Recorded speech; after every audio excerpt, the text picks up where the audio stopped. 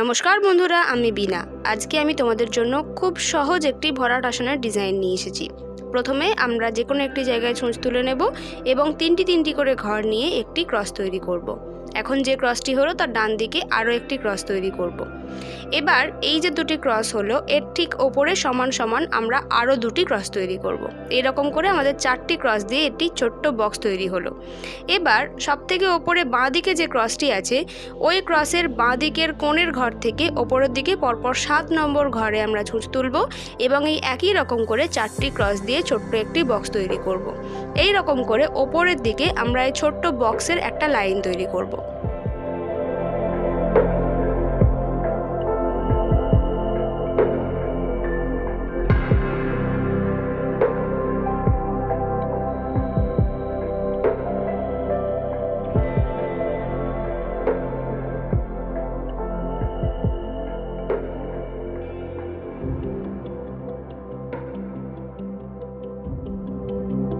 এই রকম করে আমরা লম্বালম্বি লাইনটি তৈরি করলাম। এবার পাশের বক্সটি তৈরি করব কেমন করে সেটা বলে দিই।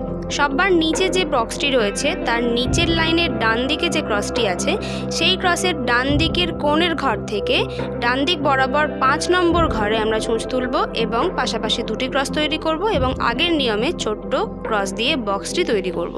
এবার যে বক্সটি তৈরি হলো তার ওপরে আবার আগের নিয়মে সোজাসুজি আমরা বক্সের লাইন তৈরি করব। এই রকম করে আমরা এই 4টি ক্রসের ছোট বক্স দিয়ে গোটা আসনটি প্রথমে ভরাট করব। এরপর আমরা ফাঁকা অংশগুলিকে ভর্তি করব।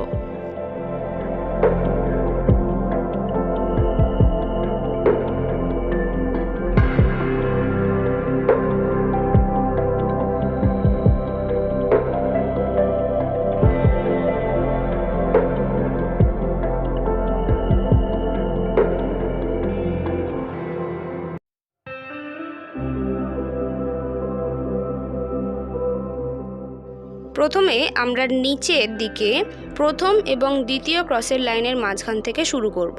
প্রথমে আমরা পাশাপাশি 6টি ক্রস দিয়ে একটি লাইন তৈরি করব এবং ওই লাইনটির ঠিক ওপরে আরও একটি 6টি ক্রস দিয়ে লাইন তৈরি করব।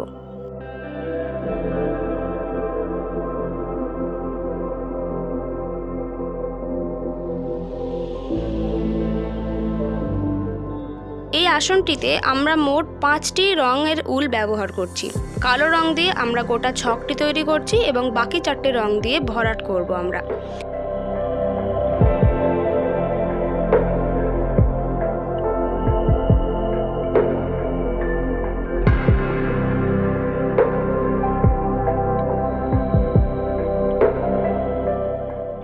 এই দুটি লাইন হয়ে যাবার পর প্রথমে আমরা যে 6টি ক্রসের লাইনটি করলাম তার ডান দিকে দুটি ক্রসের ঘর ছেড়ে রেখে অর্থাৎ 5 নম্বর ঘরে গিয়ে আমরা আবার পাশাপাশি 6টি ক্রস দিয়ে লাইন তৈরি করব এবং এর ওপরে আরও একটি 6টি ক্রসের লাইন তৈরি করব।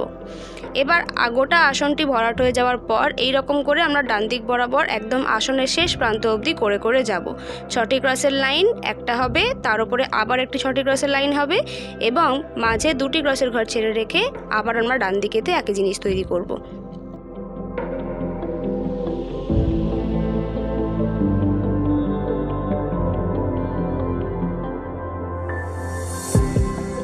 নিচের লাইনটি হয়ে যাওয়ার পর আমরা এর ওপরের লাইনটি তৈরি করব।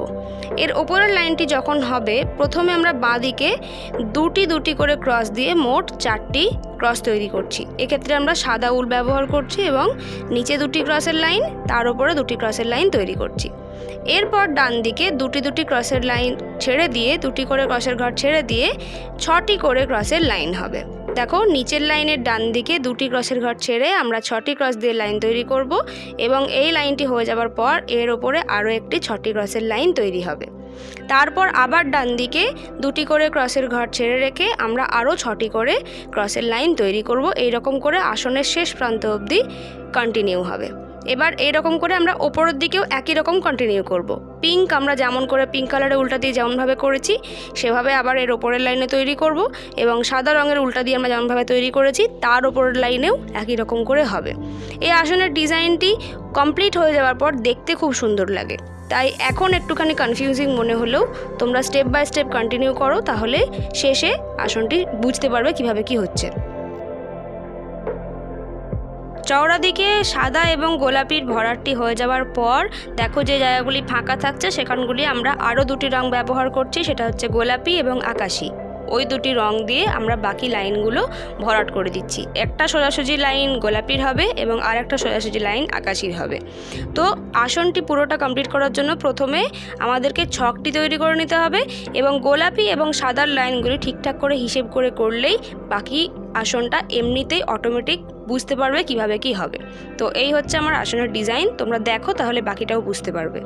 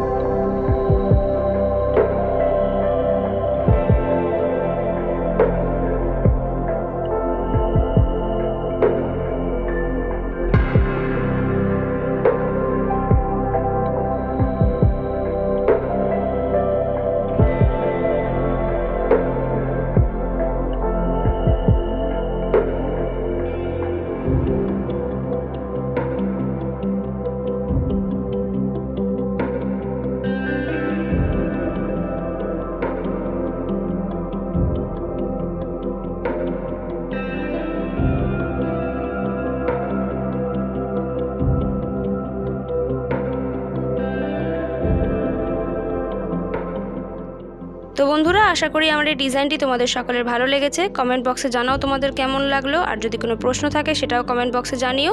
ফিরে আসবো খুব তাড়াতাড়ি আরও একটি নতুন ডিজাইন নিয়ে। Till then, take care and bye by.